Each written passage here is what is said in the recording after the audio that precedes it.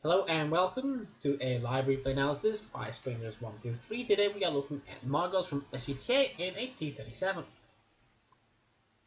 Now, first of all, team list. Double FCM, we get a KV4, Tiger 2 Super Pershing. They get an extra tier 8 over hours, and then on top of that we got a tier 8 artillery, a couple of ISs, KV3, double T29, and 3 tier 6 light tanks, same as theirs. They get 2 artillery, however, which means they have 1 tank less. However, both of their artillery are far more dangerous in the city than ours.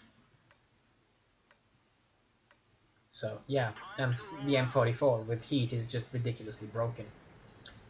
But anyways, this is an encounter battle. Let's just pause it here, and in my opinion on encounter battle on Ensk, the easiest way to win it is to secure the 8-9 line fast.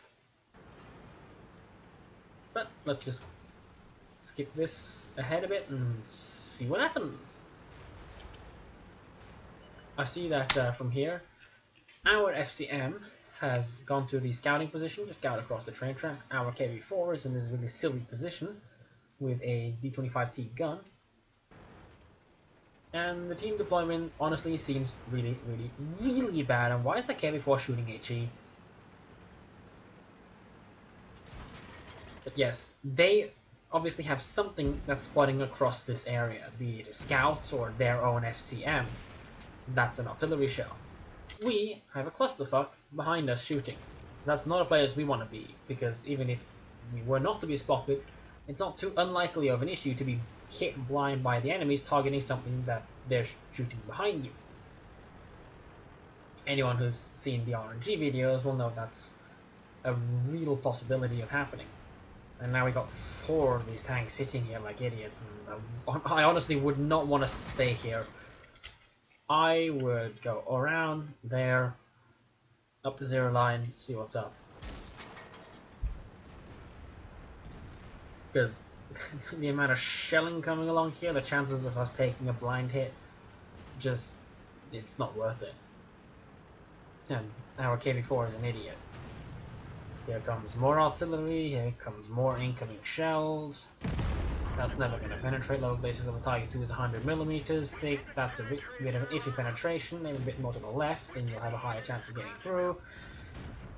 There we go. T28, lower glacis, forget about it. Tiger 2 lower glacis, forget about it at that angle. Forget about the cupolas, they're also 101mm thick, slope really well.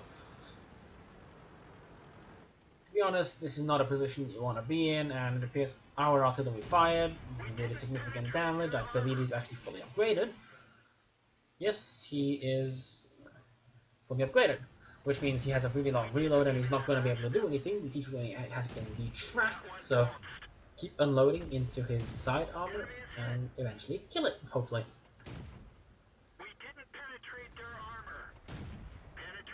One more shell in to score the kill. Boom. And minimap, Panther 2. Panther 2.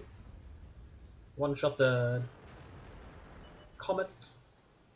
We get a good shell through the fences into the Comet. A miscalculation on the Comet's position costs us another shell. Now unloading more into the Panther 2. The Pershing fires into the Panther 2. And we, right now, as you see there, should have just stolen the kill on the Panther 2. Mostly because that would allow the Super Pershing to focus a lot more on the Comet than on the Panther 2. Not like it matters, because the Super Pershing had some crap on his side, and once we spotted the FCM, in my opinion, out of there. Instead of sitting there waiting for them to come around the corner, which would, as you can see, easily give time for the FCM to get an aimed shot in. And a Comet, since we're targeting the IS, we detrack him on the corner, and we get one shell in as he uses a repair kit. FCM looks like he's interested in coming back around the corner, but fighting on these train tracks. Whoa. That one didn't go through. There you go. Makes our tank bump up and down all the time, making aimed fire pretty difficult. And now, personally, I would take a position up there behind these double set of bushes be able to snipe down on these guys stealthily. At least I would have done so the moment the FCM was spotted coming along down towards us. The reason for that is because just being here is a bit of a bad spot to be in, especially for a tier 6 light tank with no armor whatsoever, unlike a T54 lightweight where you can even side scrape and hold down these guys. The FCM can still get through your turret, but whatnot. But anyways, we see the Comet is shooting at the IS through the train tracks, and we're looking for a shot. We get it, and now it's a DPS trade against the Comet, which the Comet doesn't want to fight anymore because he knows he's going to lose it eventually with the cost of his life, because we have too much health point.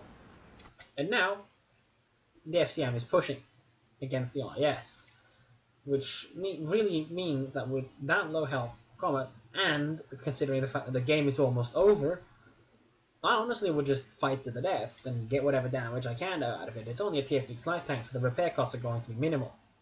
And by that I mean pull around and try to get a crossfire against the FCM, or just simply fight him direct.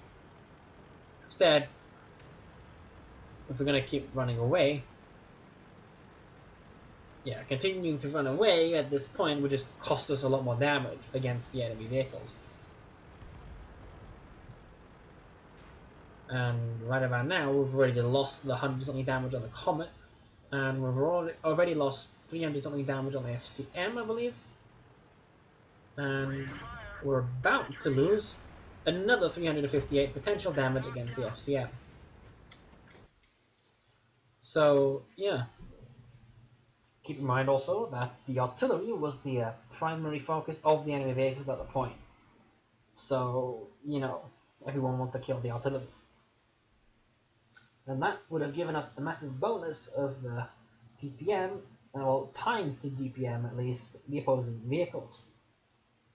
Anyways, to quickly sum up, the only real two important things in the beginning were the amount of tanks on these train tracks where the tier before died and the IS is, well, not now, but the IS was. It's a really dangerous position to be for you, especially if the enemies are already firing all sorts of artillery and other assorted tank shells down the road. It means there's a higher chance of you getting blind hit. And the second one was, when the FCM started pushing, we should have been up there or behind there, taking advantage of cover or stealth to shoot at the enemies to suppress them or kill the Comet to be able to assist our IS, and T37 gun is really good. So it would let us far more damage on them, giving us more, you know, XP credits, and yeah. That's pretty much it for this replay. Thank you for watching. I hope you learned something out of it. Terribly sorry for this analysis being so late. It's like a month overdue, I guess. But now that I've received a new computer and whatnot, these videos, well, I should be able to go back to the good old do it within a day schedule that I had. Thank you for watching. Take care, and see you in the next one.